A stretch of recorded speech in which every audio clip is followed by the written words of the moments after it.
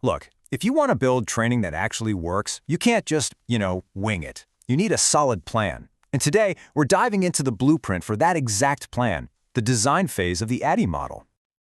You know that feeling when you take a course and it just clicks? Everything makes sense, it's engaging, it feels right. Well, I'm going to tell you, that's not magic. It's the result of a really deliberate, thoughtful process.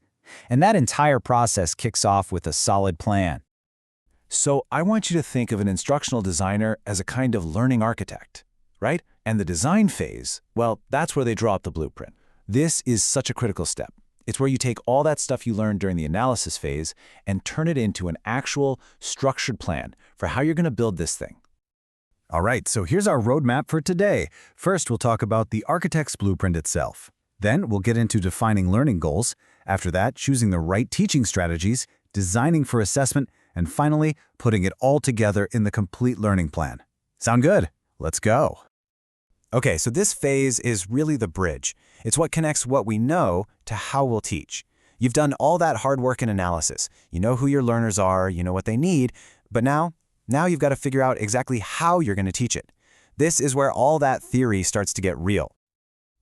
Any architect will tell you, every great building needs a rock-solid foundation. And in learning design, it's no different. That foundation, it's built from clear, super well-defined learning goals. This is absolutely where we have to start.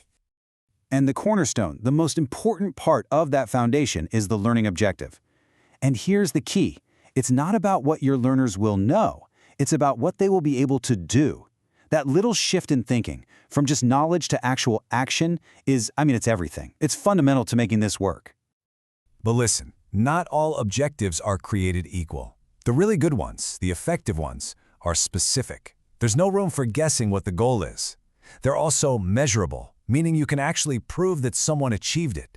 And maybe most importantly, they are aligned directly to what you want people to do differently back on the job. That's the whole point, right? All right, so once you've got that solid foundation of objectives, the architect, that's you, has to choose the right building materials and methods. In our world, that means picking the best teaching strategies to actually build out the learning experience. And you've got a ton of tools in your toolbox here. For something that's really collaborative and needs a lot of discussion, classic instructor-led training might be the way to go. But for skills that need a lot of practice and letting people go at their own pace, interactive e-learning can be amazing. And of course, you can blend them, or use simulations, or coaching. The key, and this is always the key, is to match the method to the goal you set. But a strategy is so much more than just picking e-learning or classroom. It's the whole recipe. It's thinking about the sequence, like what do you teach first so people don't get totally overwhelmed. It's about the specific methods and the practice activities. How are they actually going to get their hands dirty with this stuff? And this is huge. It's about feedback. How will they know if they're getting it right or wrong? It's the whole detailed map for their journey. Okay, so you've got your foundation, you've got your building materials picked out, but how do you know if the building's actually going to stand up? Is it a quality structure? Well, that's where assessment comes in. Think of it as your quality inspection plan. Now, assessments really come in two main flavors. You've got your formative assessments. These are like little temperature checks during the learning. A quick quiz, a discussion, just to make sure everyone's keeping up. Then you have summative assessments. That's the big final inspection, the final exam or the big project at the end that proves they got it. And honestly, you really need both to make sure the learning is solid. And this might be the most important rule of the entire process. If your learning objective was to teach someone how to bake a cake, your final test can't be a multiple-choice quiz on the history of flour. No way. You have to actually assess them on baking the cake. You have to test what you said you were going to teach. That alignment is what makes the whole thing valid and meaningful. So let's recap. We've laid our foundation with objectives, we've chosen our materials with our teaching strategies, and we've planned our quality checks with assessments.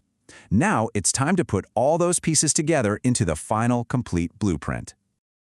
And this is where things get super detailed. We're talking visual storyboards to map out videos, really comprehensive content outlines to structure all the info, choosing the specific media, the graphics, the audio, the little interactions that are going to make it all pop.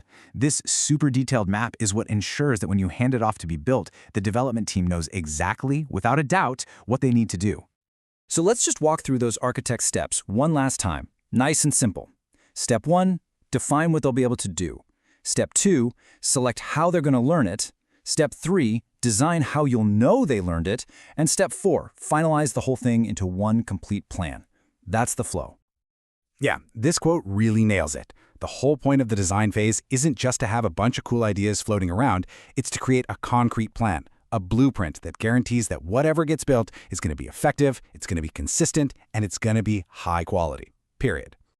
So there you have it. That's the blueprint for success in the ADD design phase. It's how you turn good intentions into a genuinely great learning experience. So the only real question left is, now that you've got the tools of a learning architect, what are you going to build first?